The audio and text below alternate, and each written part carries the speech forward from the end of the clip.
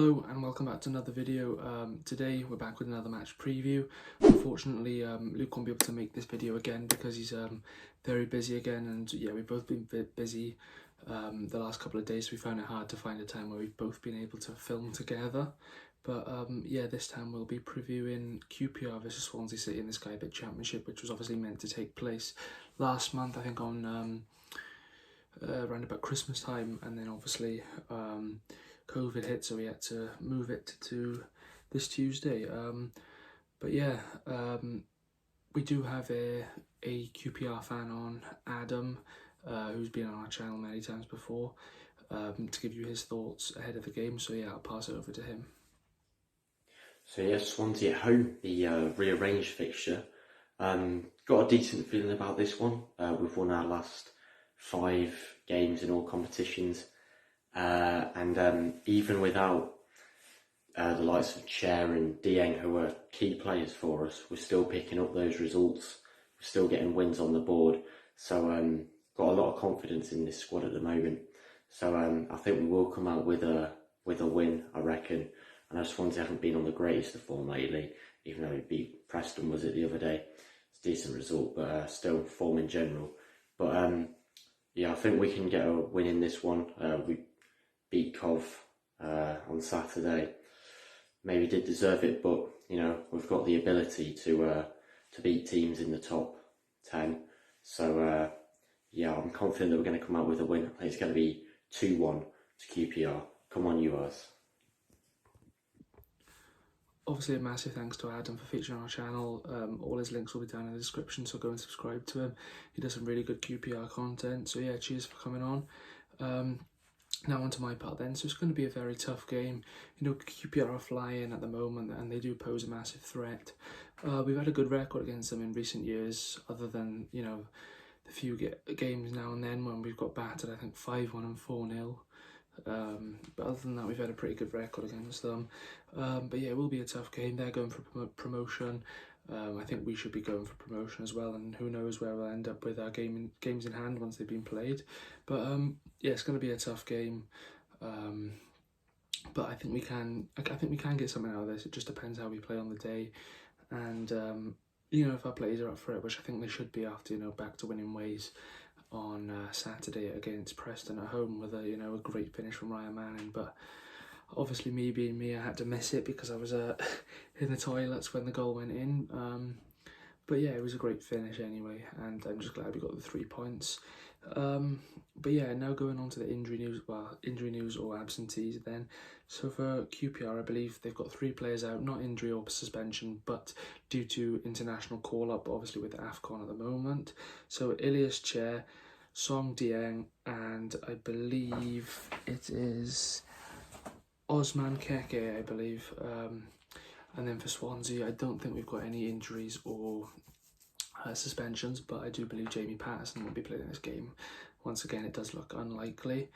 And then key players then for both teams then. So I've highlighted for QPR, I've gone with Andre Gray, obviously ex-Burnley and Watford. Very good player, probably Prem level to be honest. I've also gone with Chris Willock as well, obviously the brother of Joe Willock. Obviously both very talented players. And I've also gone with Charlie Austin as well. You know, he's been everywhere, Southampton, West Brom. Again, probably another Premier League quality player. And then for the Swans then, the key players I'm going to go with, if there's any QPR fans watching this, then I'd say you need to look out for Joel Piero. He's been our main man this season. I think he's on 13 goals this season, 11 of them in the league. 1 in the FA Cup, 1 in the Carabao Cup. I'd also go with Ryan Manning, as obviously I've mentioned. He scored that screamer against Preston on the weekend. And yeah, not only is he a threat going forward, but he can also, you know, he does know how to defend, and he's, you know, adapted to playing as this makeshift centre-back this season when really he's a left-back or left wing-back.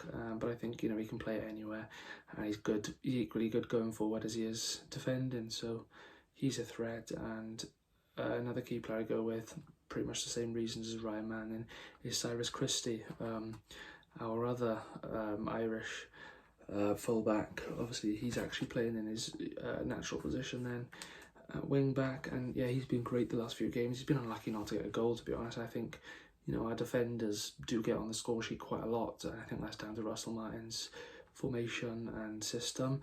But yeah, I'd say Christie's another player. A few QPR fans to watch out for. So yeah, I've gone with Perot, Manning and Cyrus Christie.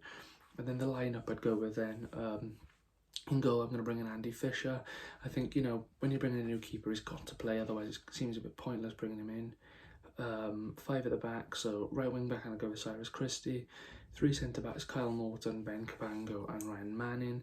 And then left wing back I'm going to go with Joel Attabodier. I think he's been brilliant, you know, as a makeshift left back. I think, you know, him and Manning both playing in unnatural positions and they've adapted to it brilliantly well.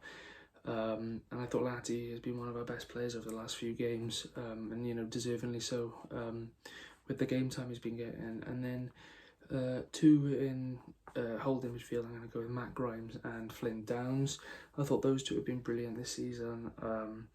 You know, they're very good in possession. They're also very good out of possession as well. And then 2 a bit further ahead, I'm going to go with Olivier Nacham. And I'm going to go with Hannes Wolf to get his first start. Obviously, he came off the bench, and I thought he was brilliant. But I think, yeah, you know, he deserves to start. And, you know, we brought him in. But saying that, I do actually think Corey Smith's played really well recently. So I think, you know, it is hard to drop him. But I think Wolf definitely deserves a chance.